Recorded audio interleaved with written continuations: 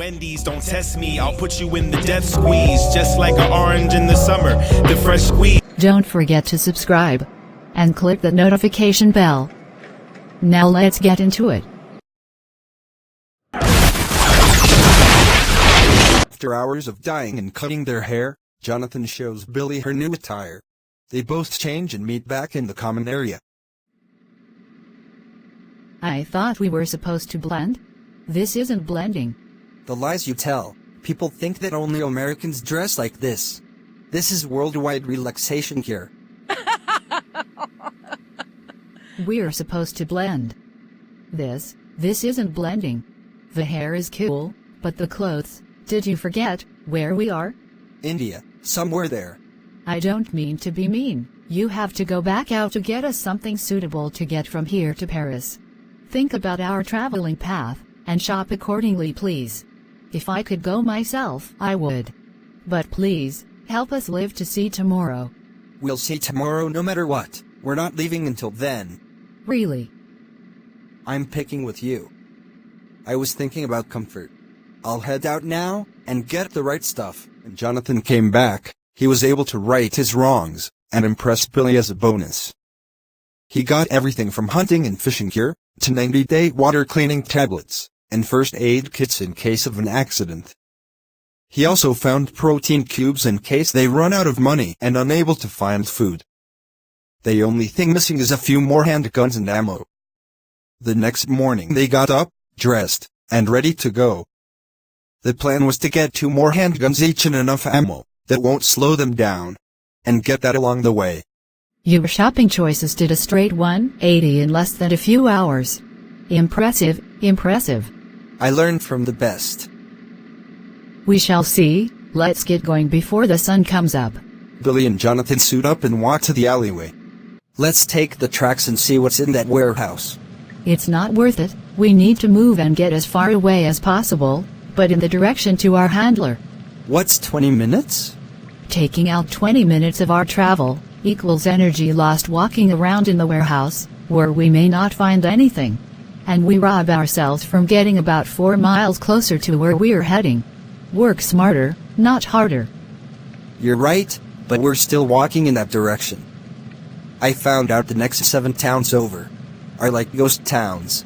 When the economy tanked, so did the lives of the people that lived there. That's heartbreaking. Just know that there's going to be areas where we're not wanted. We don't threaten them. We make deals to get what we want. In and out, sometimes a place to stay. Got it. Let's roll. They reached a warehouse that is 127 miles away from where they started, and decided to go in to get out of the heat. The sun was beating down on them like no other. Billy kept eye out, while Jonathan went around the warehouse looking for things they could use, and securing their resting quarters. Jonathan finishes his round and comes to Billy. He suggested to her to get some sleep. He felt that traveling at night may be better, but the downside is possible landmines and wild animals. Billy suggested that they head to the next small town when the sun goes down, to find a more comfortable place to lay their heads. They rest on the floor before heading out to get to the next town. Let's find a building that sits on a block with no lights.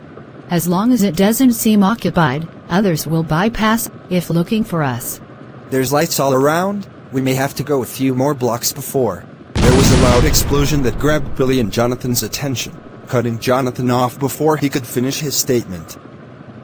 Running through the once quiet streets, they dip and dodge bullets, and returning fire along the way. With each round that comes from Billy's barrel, a person hits the ground. Jonathan looking for a stable building to get them to, so they can take cover, and knock the assassins that's after the Red J off one at a time. Shh. One shot after another, a body hits the ground. After an hour of securing the Red J, it seems that they've picked off each and every person that's been gunning for them. They head out to retrieve guns, but mostly magazines and ammo. Instead of laying low for the night, Billy and Jonathan decided it would be best if they kept moving. They didn't want to be caught in another shootout, knowing the next wave may not be assassins, instead, the people that live within that community. They made it as far as the forest, tired, drained, and feet worn, as if they were walking on hot coal. Jonathan looks up to find a tree for them to sleep in, and what he saw made his mouth drop. Billy and Jonathan looks around for a way up, when Billy noticed the tan rope attached to the tree.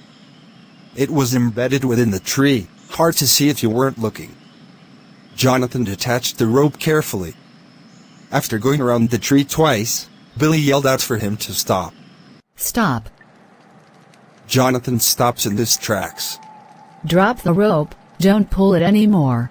Jonathan drops the rope, and Billy calls Jonathan around to the other side of the tree where she was standing.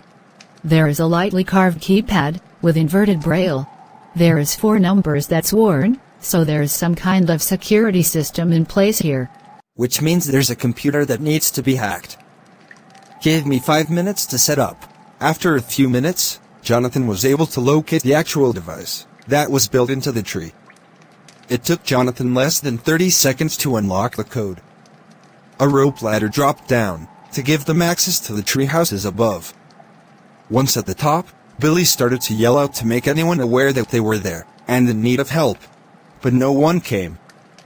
There were a total of 4 tree houses connected, 2 on one side, 1 in the middle, and 1 to the far left in the rear.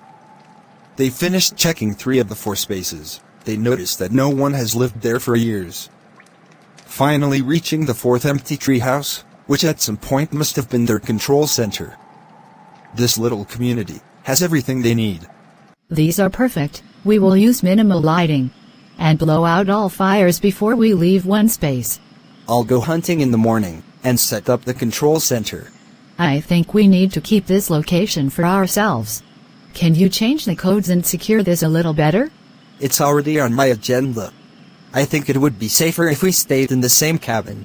You know, security reasons. I thought we agreed to keep things strictly professional. Definitely, strictly professional, boss lady.